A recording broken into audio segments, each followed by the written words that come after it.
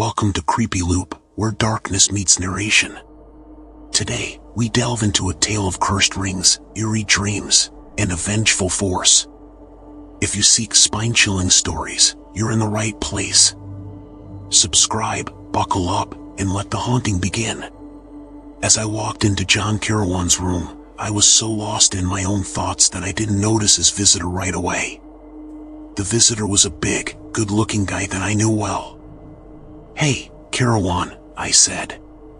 "It's been a while. How's Evelyn?" Before he could answer, I excitedly showed them something I got from a guy named Ahmed Mektub. I paid a lot for it, but it was worth it. I pulled out a cool Afghan dagger with a jewel hilt from under my coat. Carawan, who knew about my love for rare weapons, was interested, but the guy named Gordon had a strange reaction. He jumped up, knocked a chair over, and yelled, "Stay back. Get away from me, or..." I was confused and frozen in place. "What's going on?" I asked. Gordon suddenly sat down, buried his head in his hands, and his shoulders shook. I looked from him to Carawan, and both seemed puzzled. "Is he drunk?" I wondered. Carawan shook his head and gave Gordon a glass of brandy. Gordon took it, drank it like he was really thirsty, and then apologized for his outburst. "I'm sorry, O'Donnell," he said. "It was just the shock of you pulling out that knife. I was annoyed. You thought I was going to stab you." "Yeah, I did," Gordon admitted. "I didn't actually think it through. It was just a basic instinct of a scared person, thinking anyone could be a threat."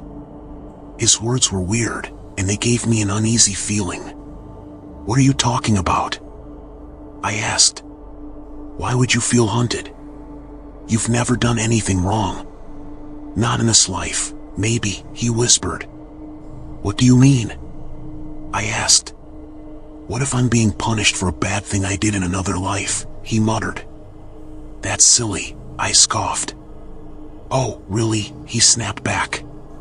"Did you ever hear about my great-grandpa, Sir Richard Gordon of Argyll?" "Yeah, but what's that got to do with?" "You've seen his picture. Doesn't it look like me?"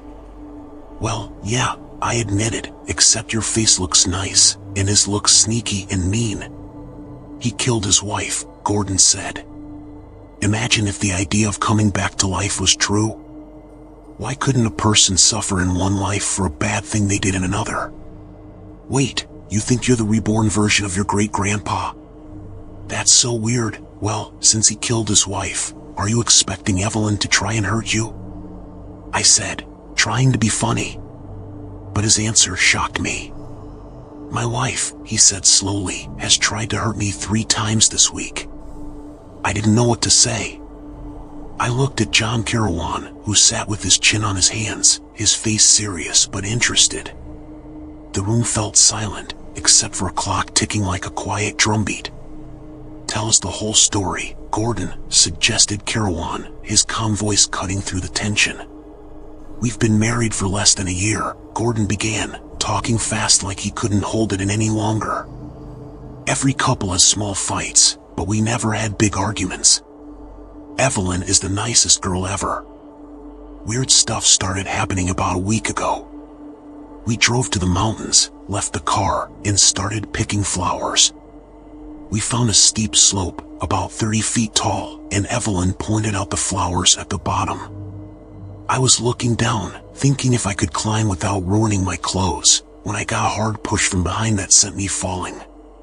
If it had been a straight drop, I would have broken my neck. Instead, I rolled and slid down, ending up at the bottom all scratched and banged up, with my clothes torn. I looked up, and Evelyn seemed really scared. "Oh, Jim," she cried. "Are you okay? How did you fall?" I almost told her she was taking the joke too far, but I stopped myself. I thought maybe she didn't mean to push me down the slope and didn't realize it was her fault.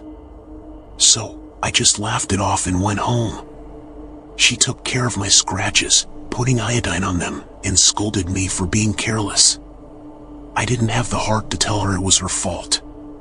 But 4 days later, something else happened. I was walking on our driveway, and I saw her driving towards me in the car. I stepped onto the grass to let her pass because there's no sidewalk. She was smiling as she got closer, and she slowed down as if she wanted to talk to me.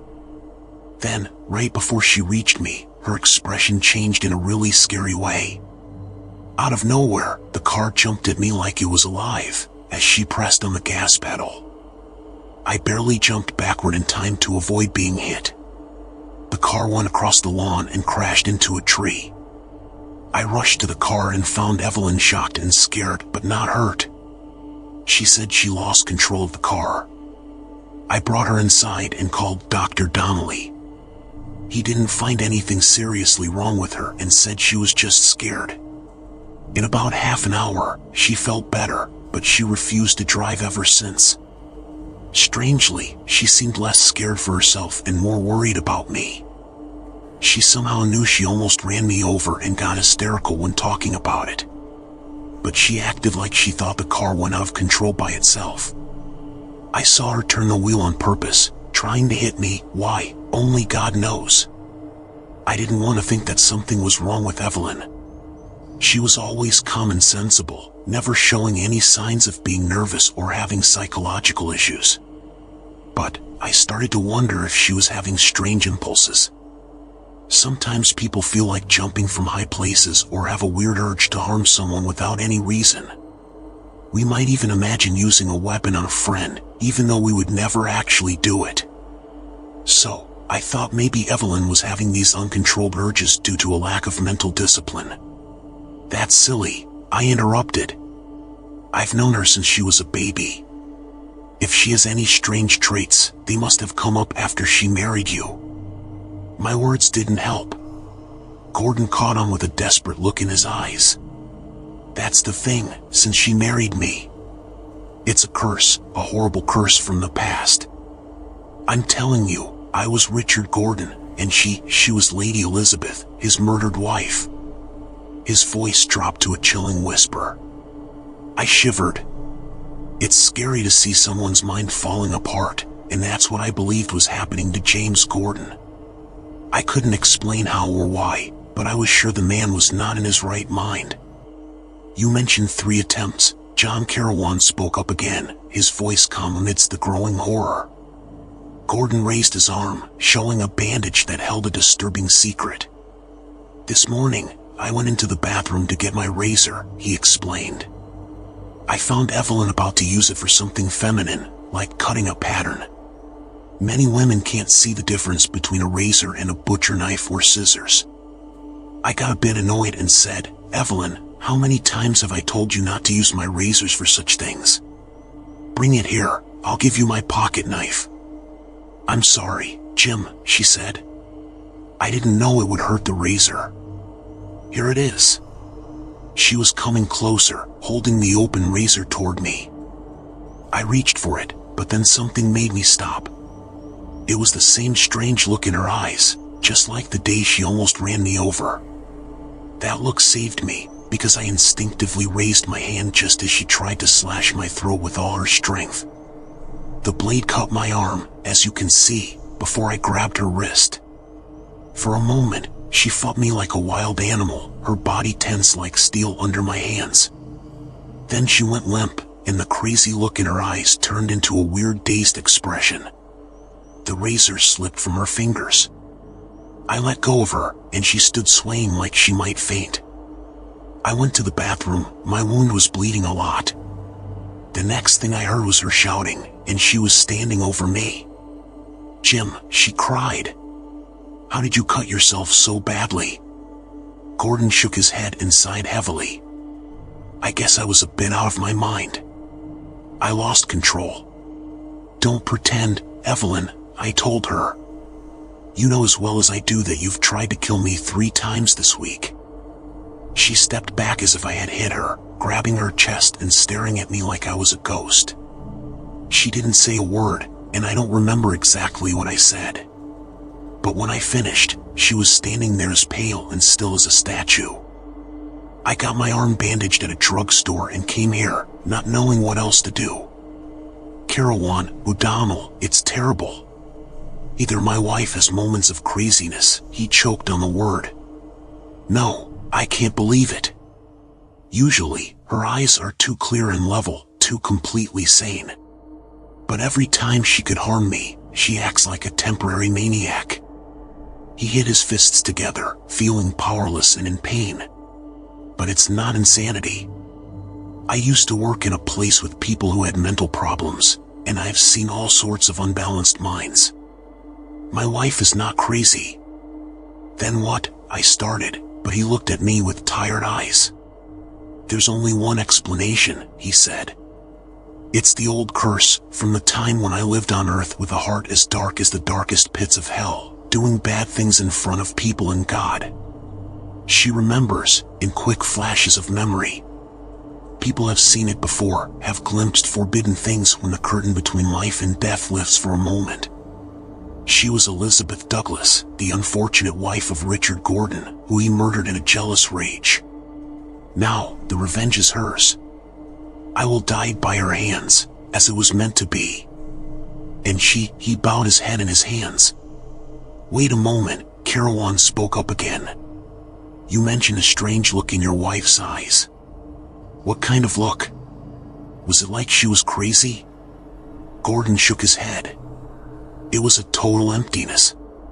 All the life and smarts just disappeared, leaving her eyes like dark empty holes. Carawan nodded and asked a seemingly random question. Do you have any enemies? Not that I know of. You forget Joseph Rollock, I said.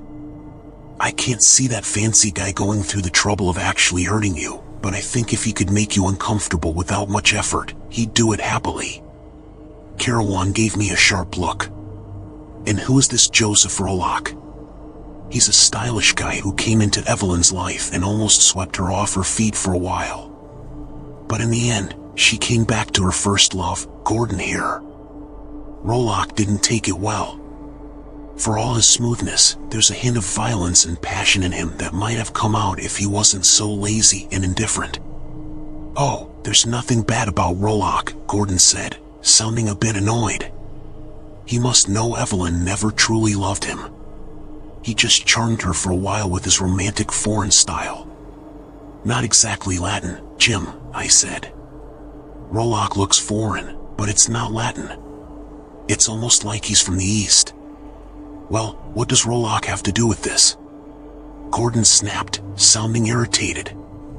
He's been really friendly since Evelyn and I got married. Just a week ago, he sent her a ring, calling it a peace offering and a late wedding gift. He said her not marrying him was a bigger loss for her than for him, the self-centered guy. A ring? Carawan suddenly got interested, as if something serious had caught his attention. What kind of ring? Oh, a weird one, copper, shaped like a snake coiled 3 times with its tail in its mouth, and yellow jewels for eyes. He said he got it from Hungary. Has he traveled a lot in Hungary? Gordon seemed surprised by the question, but answered, well, it seems like he's been everywhere. I thought he was a rich kid who never worked. He's a big learner, I added. I've been to his place a few times, and he has an amazing collection of books. Gordon jumped up with an exclamation. Are we all crazy? He shouted. I came here hoping for help, and you guys start talking about Joseph Rollock. I'll go to Dr. Donnelly. Wait, Carawan said, reaching out to stop him. If it's okay, we'll come to your house. I want to talk to your wife. Gordon agreed without saying much. He was troubled and scared, not knowing what to do, so he welcomed any help that came his way. We drove to his house in his car, and it was a quiet ride. Gordon was lost in his thoughts, and Carawan seemed to be in some mysterious place of his own, thinking deeply about something beyond my understanding. He sat still, staring into space with his dark, lively eyes, not blankly but like someone who understands something in a distant place. Even though I considered Carawan my best friend, I didn't know much about his past. He came into my life suddenly, just like Joseph Rollock had come into Evelyn Ash's life.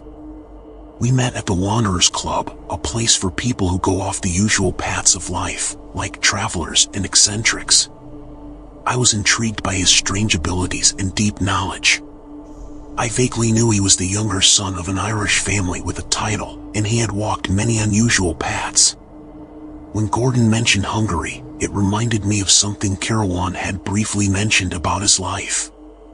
I only knew he had experienced a painful grief and a serious wrong in Hungary, but I didn't know the details. At Gordon's house, Evelyn greeted us calmly, though I could see the inner turmoil in her restrained manner. I noticed the pleading look she gave her husband. She was a slender, gentle-spoken girl, with dark eyes always full of emotion. The thought of this young lady trying to harm her beloved husband seemed unbelievable. I started to believe that James Gordon himself might be going through some mental trouble. Following Karawan's lead, we pretended to make small talk as if we casually dropped by, but I could tell Evelyn wasn't fooled. Our conversation felt fake, and soon Karawan said, "Mrs. Gordon, that's a special ring you're wearing. Can I take a look at it?" "I'll have to give you my hand," she chuckled.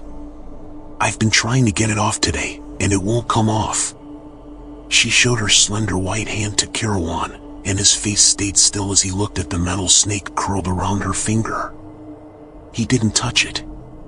I felt a strange discomfort myself. There was something kind of creepy about that dull copper snake on the girl's white finger. "It looks scary, right?" She shivered involuntarily. "I used to like it at first, but now I can hardly stand to look at it. If I can get it off, I plan to give it back to Joseph, Mr. Rollock." Karawan was about to say something when the doorbell rang. Gordon jumped like he got a shock, and Evelyn got up quickly. "I'll answer it, Jim. I know who it is." She came back a moment later with two more friends, Dr. Donnelly, a big and cheerful guy with a smart brain, and Bill Bain, an older, lean, witty man. Both were old pals of the Ash family. Dr. Donnelly helped bring Evelyn into the world, and Bain was always like an uncle to her. "Howdy, Jim." "Howdy, Mr. Karawan," yelled Donnelly. "Hey, O'Donnell, do you have any guns with you? Last time, you almost blew my head off showing me an old flintlock pistol that wasn't supposed to be loaded." Dr. Donnelly. We all turned. Evelyn was standing next to a wide table, holding onto it like she needed support. Her face was really pale. Our joking around stopped right away. There was a sudden serious feeling in the air. "Dr. Donnelly," she said again, trying to keep her voice steady, "I sent for you and Uncle Bill for the same reason I know Jim brought Mr. Karawan and Michael. There's something between us, something dark and awful and terrible." "What are you talking about, girl?" All the joking was gone from Donnelly's loud voice. "My husband," she choked up, then kept talking without looking where she was going. "My husband has accused me of trying to hurt him." The quiet that followed was broken by Bain jumping up suddenly. His eyes were angry, and his fists were shaking. "Young guy," he yelled at Gordon. "I'll knock the living daylights." "Sit down, Bill." Donnelly's big hand pushed his friend back into his chair. "No use getting all worked up. Go on, honey. We need help. We can't handle this alone." A shadow crossed her pretty face. "This morning, Jim's arm got cut really bad. He said I did it." "I don't know.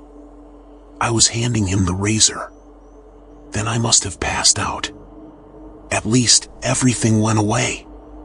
When I came back to myself, he was washing his arm in the bathroom, and he accused me of trying to kill him."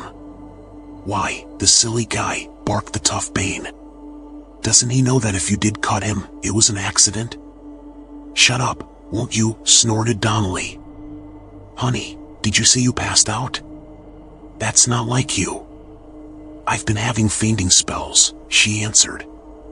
"The first time was when we were in the mountains and Jim fell down a cliff.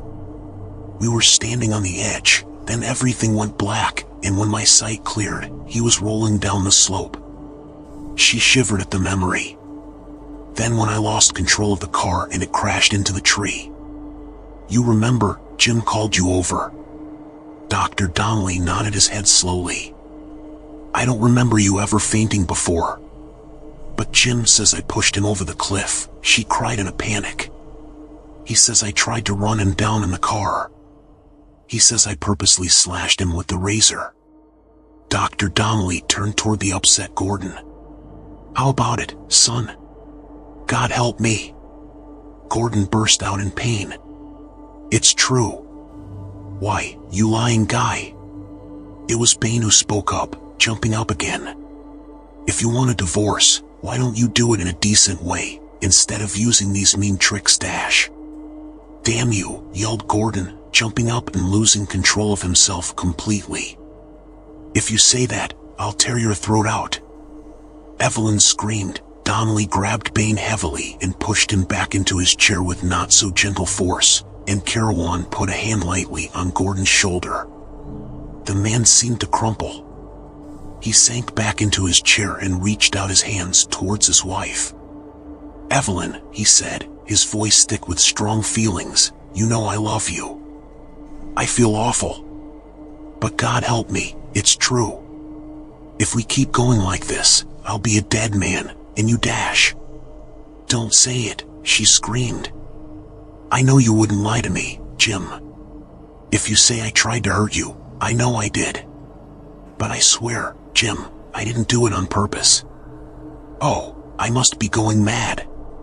That's why my dreams have been so wild and scary lately, Dash. Of what have you dreamed, Mrs. Gordon? Asked Carawan gently. She pressed her hands to her temples and stared blankly at him, as if only half understanding. A scary thing, she mumbled. A horrible faceless black thing that mows and mumbles and paws over me with apish hands. I dream of it every night. And in the daytime, I try to hurt the only man I ever loved. I'm going mad. Maybe I'm already crazy and don't know it. Calm yourself, honey. To Dr. Donnelly, with all his science, it was just another case of feminine hysteria. His matter-of-fact voice seemed to calm her, and she sighed and ran a weary hand through her damp hair. We'll talk this all over, and everything's going to be okay, he said, taking out a thick cigar from his vest pocket. Give me a match, honey. She began to search the table absent-mindedly, and just as absent-mindedly, Gordon said, There are matches in the drawer, Evelyn. She opened the drawer and started feeling around it, when suddenly, as if remembering something and knowing it by instinct, Gordon jumped up, pale-faced, and shouted, No, no! Don't open that drawer, don't! Even as he said that urgent cry, she froze, as if feeling something in the drawer. Her expression changed, holding us all still, even Carawan. The smartness disappeared from her eyes like a blown-out flame, and they became blank. It was the right word. Her pretty eyes were like dark empty holes, as if the soul had been taken away from behind them. Her hand came out of the drawer holding a pistol, and she fired at point-blank range. Gordon staggered with a groan and fell, blood starting from his head. For a moment, she stared down blankly at the smoking gun in her hand, as if waking from a bad dream. Then her loud scream of agony pierced our ears. Oh God, I've killed him. Jim. Jim. She reached him before any of us, throwing herself on her knees and holding his bloody head in her arms while she sobbed in a mix of horror and pain. The emptiness was gone from her eyes. They were alive and wide with grief and terror. I was moving toward my fallen friend with Donnelly and Bane, but Carawan caught my arm. His face was no longer still, his eyes sparkled with a controlled anger. Leave him to them, he snapped. We are hunters, not healers. Take me to the house of Joseph Rollock. I didn't ask questions. We drove there in Gordon's car. I was at the wheel, and something about Carawan's determined face made me speed recklessly through the traffic. I felt like a part of a sad story rushing towards a terrible ending. I screeched the car to a stop at the curb in front of the building where Rollock lived in a strange apartment high above the city. The elevator that carried us up seemed to share Carawan's urgency. I pointed out Rollock's door, and he pushed it open without knocking, barging his way in. I was right behind him. Rollock, wearing a dressing gown with Chinese silk and dragons, was lounging on a divan, quickly puffing at a cigarette. He sat up, knocking over a wine glass next to a half-filled bottle at his side. Before Carawan could speak, I blurted out our news. James Gordon has been shot. He jumped up. Shot? When? When did she kill him? She? I stared in confusion. How did you know, Dash? With a firm hand, Carawan pushed me aside. As the men faced each other, I saw recognition light up in Rollock's face. They made a strong contrast. Carawan, tall and pale with some intense passion. Rollock, slim and darkly handsome, with a curious arch of his brows above his black eyes. I sensed that whatever happened, it was between those two men. They weren't strangers. I could feel the hate between them like a tangible thing. John Carawan. Rollock whispered softly. You remember me, Yosef Frollock. Only strong control kept Carawan's voice steady. The other just stared at him without speaking. Years ago, said Carawan more deliberately, when we delved into dark mysteries together in Budapest, I saw where you were heading. I drew back. I wouldn't descend into the foul depths of forbidden occultism and diabolism where you sank. Because I wouldn't, you despised me. You robbed me of the only woman I ever loved. You turned her against me with your vile arts, then degraded and debauched her, sinking her into your own foul slime. I would have killed you with my hands then, Yosef Frollock, vampire by nature as well as by name that you are, but your arts protected you from physical vengeance. But now you've trapped yourself at last. Carawan's voice rose in fierce excitement. All his cultured restraint had been swept away, leaving a primitive, elemental man, raging and gloating over a hated foe. You sought the destruction of James Gordon and his wife because she unwittingly escaped your trap. You Dash. Rollock shrugged his shoulders and laughed. You're mad. I haven't seen the Gordons for weeks. Why blame me for their family troubles? Carawan snarled. Liar as always. What did you say just now when O'Donnell told you Gordon had been shot? When did she kill him? You were expecting to hear that the girl had killed her husband. Your psychic powers had told you that a climax was close at hand. You were nervously awaiting news of the success of your devilish scheme. But I didn't need a slip of your tongue to recognize your handiwork. I knew as soon as I saw the ring on Evelyn Gordon's finger, the ring she couldn't remove, the ancient and accursed ring of Thothamon, handed down by foul cults of sorcerers since the days of forgotten Stygia. I knew that ring was yours, and I knew by what ghastly rights you came to possess it. And I knew its power. Once she put it on her finger, in her innocence and ignorance, she was in your power. By your black magic, you summoned the black elemental spirit, the haunter of the ring, out of the gulfs of night and the ages. Here in your accursed chamber, you performed unspeakable rituals to drive Evelyn Gordon's soul from her body and to cause that body to be possessed by that godless sprite from outside the human universe. She was too clean and wholesome, her love for her husband too strong, for the fiend to gain complete and permanent possession of her body. Only for brief instants could it drive her own spirit into the void and animate her form. But that was enough for your purpose. But you have brought ruin upon yourself by your vengeance. Carawan's voice rose to a feline screech. What was the price demanded by the fiend you drew from the pits? Ha, you blench? Yosef Frollock is not the only man to have learned forbidden secrets. After I left Hungary, a broken man, I took up again the study of the black arts, to trap you, you cringing serpent. I explored the ruins of Zimbabwe, the lost mountains of Inner Mongolia, and the forgotten jungle islands of the southern seas.